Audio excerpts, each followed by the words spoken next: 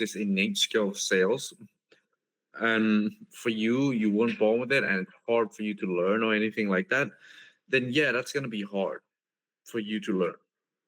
But sales is a skill, and with any skill you can always improve on it. So there's no point in blaming that, oh, it's hard, which just is an excuse as to why I don't want to learn sales. If you just understand the core concepts of why humans make decisions, it's really, really easy to just get started and actually improve, right? And I think most people just say it's hard because they don't actually want to put in the work to learn and improve at one thing. They just want to believe that skill is something that's innate. You're born with it or you're not born with it. But that's not true. You can always develop the skill, and virtually any skill. Yes, Oh, yes, I yeah. truly believe it. You have a good attitude towards you, right? Yep. Yes, it's very good. So let me ask you that what could you tell me? Could you tell my audience about landing pages and how to attract clients? Landing pages. Okay, interesting. Now, bear in mind that I'm not an expert at landing pages, so take this with a grain of salt. Okay, have So, you ever tried that thing? nope, I've never tried it, but I don't need to try it in order for me to say a little something about it, because it really comes down to what I just mentioned, right? Which is like, how can you capture their attention on the landing page, which is sales. It's persuading. Okay, So okay. if you, yeah, I do not have any practical experience, but psychologically wise, I know a couple things in them, but I've never had like experience with that. No. Oh, that means you know about the sales psychology tips. Yes, I you can say it like that. Yep. Yes, could you tell some of that? Some of Um. Ooh, I don't know where to start. So landing page, you're gonna need to capture people's attention, right? Yes, yes. For the product, we need first of all we need to capture the attention of the audience, right? Yeah. And in order for you to capture the audience's attention, you need to break their pattern. When you do a habit multiple times, your body can do the thing better than your mind can do it. So like when you're driving a car, you don't even have to think about it, right? But the first time you drive a car, it seemed confusing. You had to like put your hand here, look at the steering wheel, take the mirrors, gas on pedal on the gas, and use your hands. It was just confusing. But the more you did it, the more it became automatic, right? And so the Yes, more you yes. pay less attention to it. But when you get in a new car, maybe your friend's car, everything feels different because it's not the same. Maybe like the steering wheel's a bit bigger or smaller, and things just feel off because things are different. The same way you want to do with landing pages. What is it that you can do in your marketing or things or landing sales pages that's going to capture their attention and be different from what they think they already know, right?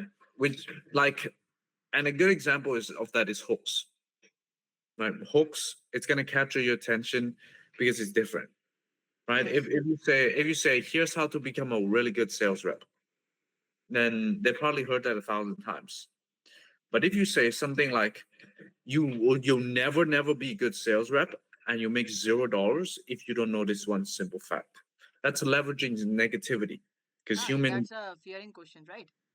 yes, that is leveraging negativity, Yes, negative yes. on the human mind. But it's also saying something so extreme, it's bound to break that paradigm. And of course, that's just auditorial. That's just the words you use. But if you have something visual as well, that's going to also break it. So it really just comes down to how can you break that attention and maintain it. Yes, absolutely. When I was practicing sales and I had made two or three sales every day when I was in my dropshipping business, I think the best thing, I think for getting the sales, we have to provide value to our customers, right? Yeah, I agree. Value to our customers. So, okay, could you tell about what is the meaning of value here?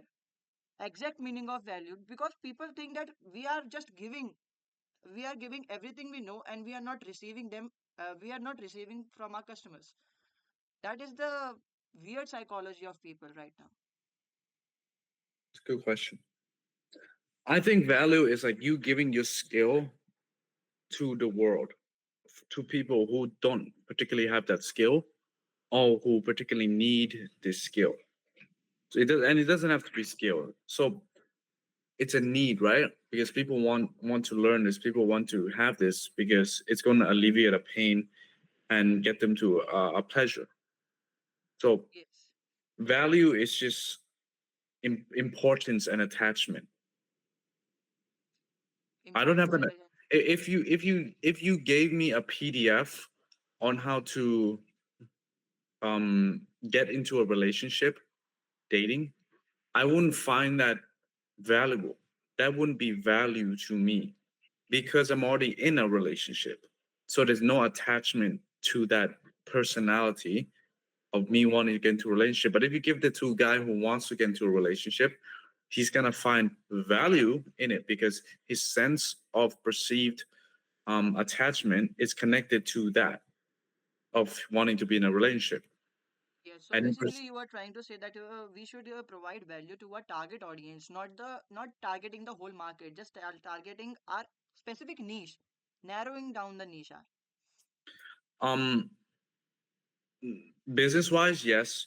Generally wise, humans, yes, also because like at the end of the day, it's value is just you sharing something to the world. Some people might find it helpful. Some people might find it not helpful. It's just a part of it. I can go outside and start preaching, right, about my religion. Some people will find it valuable. Some people will not find it valuable. It's just what is that thing, that transference of words. I'm saying how relevant is it in their perceived identity and their life and their goals and their pains and their problems. So yeah, I think it's a complex thing, but broken it down, I think it's just a transference of skill. It's just a skill, right? Yeah, something you can Sales is just share. a skills that more we practice, the more good we become it at. Say that again. Sales is a practice that we do more practice, we get good at sales. I think it's for anything in life.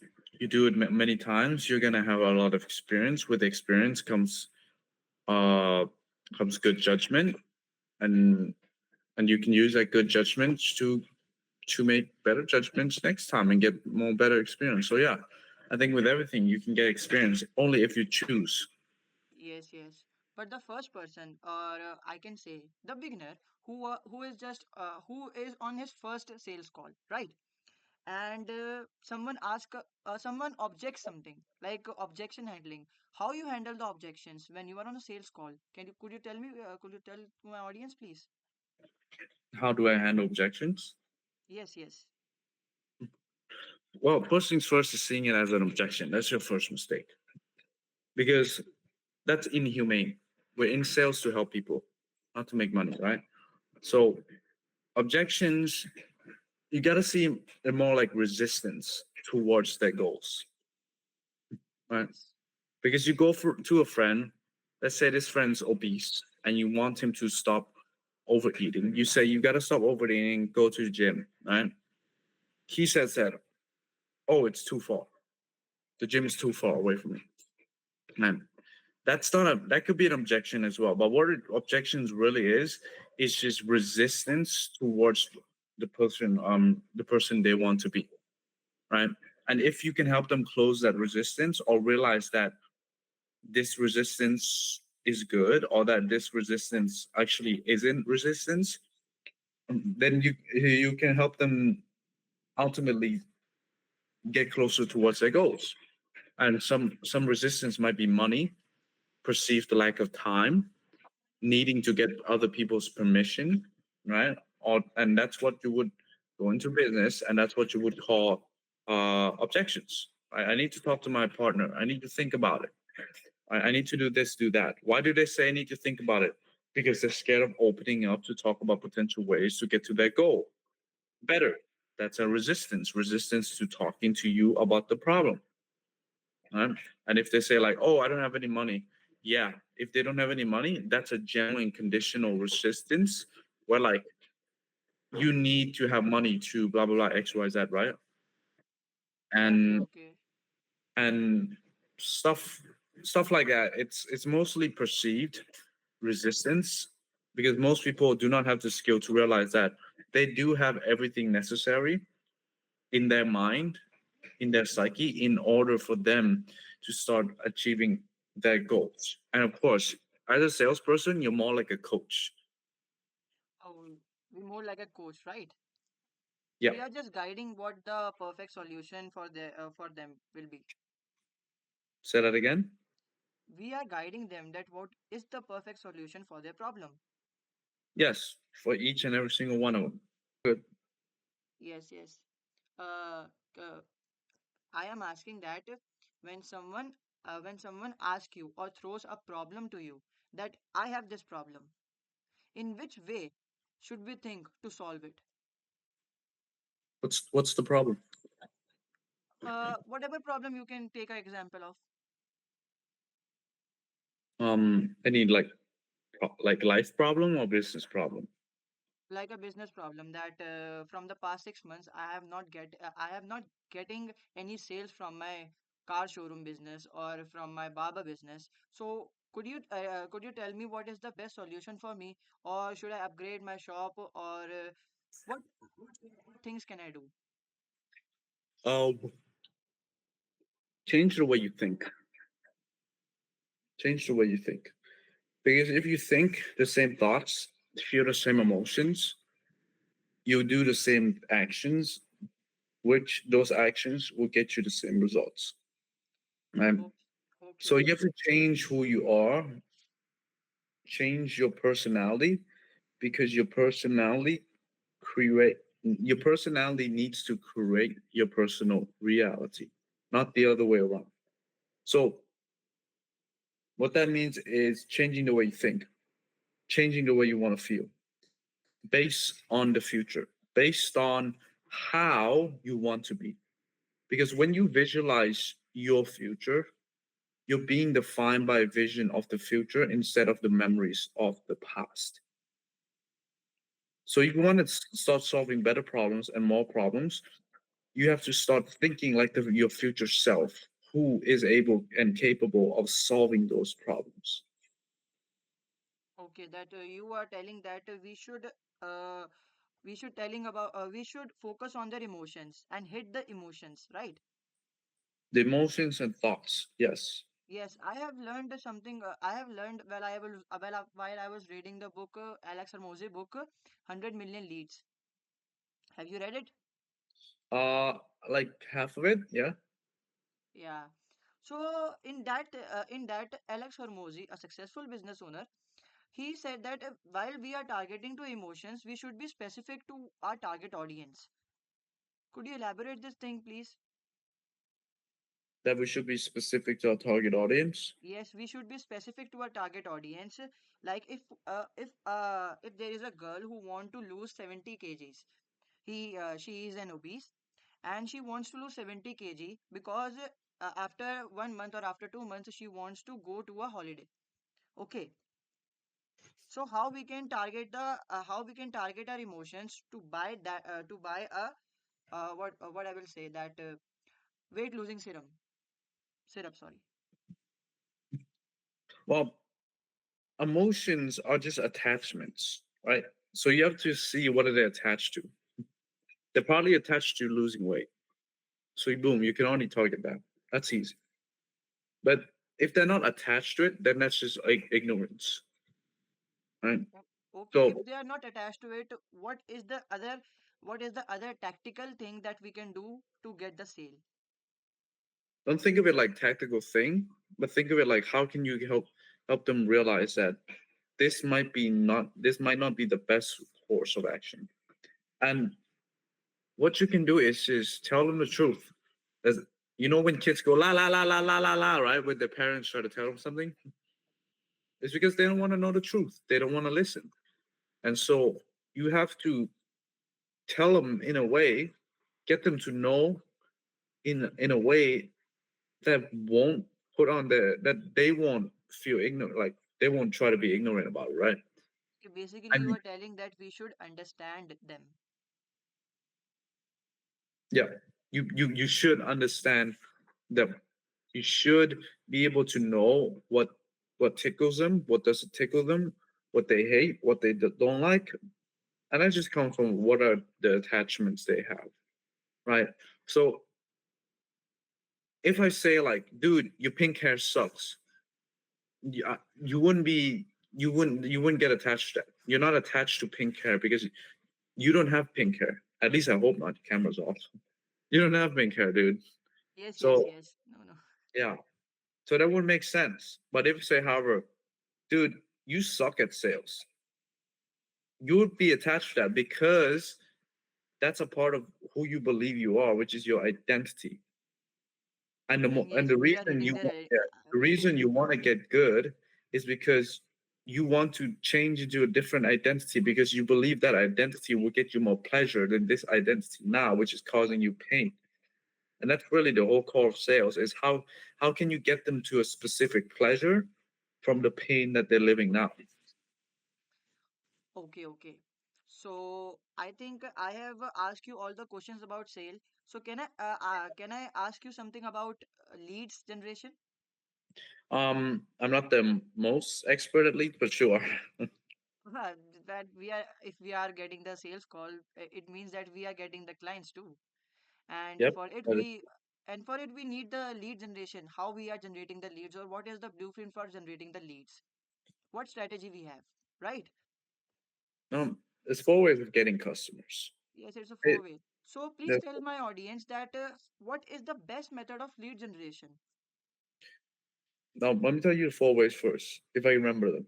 Um, Outreach, advertising, content, and referral. Right? Those are the four ways. There's no best way to get them. To get them. Okay, okay, It really isn't in the grand scheme of things. But they might be specific based on your business.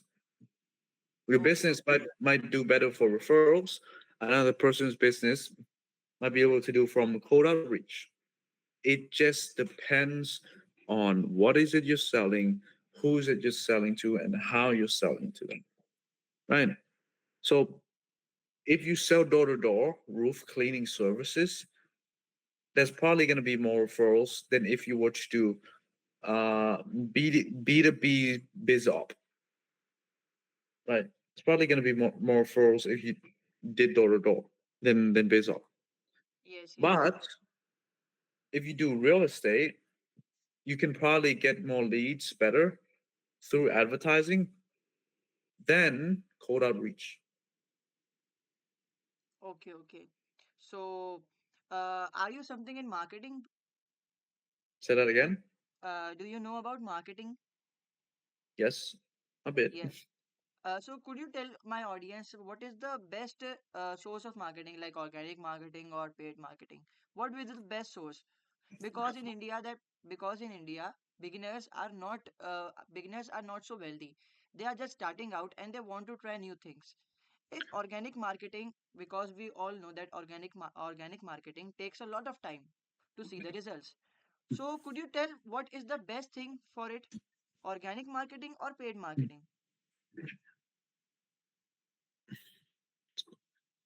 I'm biased, so I would say organic marketing because I believe that money could be spent on way better things than paid advertising. Right? You because organic is marketing is like it's there, right? You don't need to pay for it. Sure, it takes longer, but you get to develop patience. You get to And develop learning skills. You get to develop all these things that paid marketing won't give you. Of course, paid marketing is going to give you faster clients and faster faster results, right? results, and everything's going to be faster. But at the end of the day, you're spending money for that when you can literally use time to learn that, right? Oh, And you can always get money back, but time you can't lose. So I rather work on something a long time and then get results, then get impatient about it, use paid marketing, and get the results fast. But of course, that's just me, right? In my sinful nature of how I see things. But I think you can do both. I think both work. In multitude of things can benefit from paid advertising and organic content. And yeah, Yeah, so basically, you are telling that we can do both the things, like organic marketing and paid marketing, depending upon the situation of the person who are doing it. Yes. yeah. But for me, I like organic more. Yes, it is way longer. It is a form of a personal brand. Yep. Yes, from that personal brand, a new question arises that what are the tips that you want to give for creating a good personal brand on Instagram or on any other platform for our audience? Be authentic. Be Be authentic, authentic. yes. The people are not sticking around just because of this brand you have. They're sticking around because of you, right? So like, if you're not even real about who you are, putting a fake facade, then not only are you breaking your own moral rule. Sure, if you want to be fake and all that stuff, but how do you think you're gonna be when you turn off that camera and you know you have to act like a different person? Right. So be real, be authentic, share your own struggles, get the person to feel and know you. That's really Yeah, best yeah, we personal should brand. share our own stories that how we have, what is our journey, right? That Yeah. So what's your like journey? you and me are just starting this thing. If you don't mind, could I ask you your age? What is your age? 17. Oh, actually 18. 18. My bad. 18. I am also 18. Nice. And like we are just starting right now, it is a good form of communication between both of us, right? Yes. Yes. So personal branding, you have said that be authentic. It means that we should be real. We should don't post something fake that people will think that, oh, this thing I have seen many times, right? Yes. Say that again. I was saying that you have said that be authentic. We Yep. should Be post the authentic. things. Yes, we should post the things that people said, oh, I have seen this for the first time. This guy is doing something great. This guy is giving the value and education too, right? Yep. Be authentic. Tell your own struggles. All those things. You're correct. Okay, okay. So, if you don't mind, could you tell us about your journey? That how had you started your journey? Um. Um. I failed like 3 or 4 businesses before this one. I started this business on around basically a year ago. I wanted to look more into it. I wanted to help people out, and that I got. And I'm achieving to strive for more to help more people out within my family and within business. And with that, like a year or two ago, I tried drop shipping. I've tried copywriting. I've tried what else? Yes, Uh, I have also forex tried many types of trading, businesses. uh, fitness coaching. All of them failed, and that's all. I don't know when, how much, like when exactly, but it was all in the span of 2 years. So I didn't stick with them, but anything long. But as of last year, I really wanted to stick with something that I know fulfills me, which is talking to people and helping people out, helping them make a transformation. And so within the last 365 days, that's what I've been trying. Just how can I make myself known and give my God given talents to the people around the world? And by any means, I'm no great person. I have my flaws, right? But my journey has been a pretty decent one, I would say. Yes, I And also failed many times when I was starting my dropshipping business. Actually, I failed 7 times. nice. Yes, I have failed 7 times, but I have understood that in order to create a business from scratch, first of all, we should have the knowledge of sales. That what are the sales? and how we can attract the right clients, how we can get us how we can get good sales. Yes, Yeah. yes. So Yes. that is That's why true. I started learning about sales and marketing. Yep. I like that. My marketing is like 90%, sales is 10%. They make 100. Yes. Mm. So with the end of this, I have asked all my questions, Tony. Well, thank you, man. If you want to ask something from me, you can ask. Yep. All good, man. All good. But yeah, it was really great. I love these questions, bro. They got actually got me thinking a lot. So I learn a few things in there. No, I love these questions, bro. Questions are good. You're a good interviewer, man. So here, you're a good interviewer. I like it. But yeah, man. I guess I'll see you in the next one. Yes, I actually interviewed someone like this for the first time in my whole life. I like that, man. I like that. Well, you're good at it. You're natural, bro. I like it. Yeah, Keep it up, man. I fumble in between, but yes, I should work. I am working on my English. Nice. It's good, man. It's improving. All right. Keep on going. I want to see where you're at with that like a year from now. All right. Yes, yes, yes. So thank you so much. I am very honored that you have come. You have given this interview, and it will be grateful for my audience too, because they should learn. They will learn something new when this video. Actually, this video I am going to upload on my YouTube channel too. I am going to All right. share the link with you. Nice, man. I'll share it when you get the chance. And yeah, it was great talking to you, man. I have to hop off Yes, pretty yes. soon. I have to hop on another call. But yeah, man. Yes, and whatever the questions I have asked you, I will create a short reels on it, and I will upload it on Instagram too, so that it Yep. should be a short valued content. Yeah, I like that. I like that, man. Well, yeah, man. Thank you for hopping on this call with me. And hey, I wish you the best, best of luck. Wishing you a best of luck, Tony. You too, man. Thank you Peace for the out. sales. Thank You're you, welcome. thank you.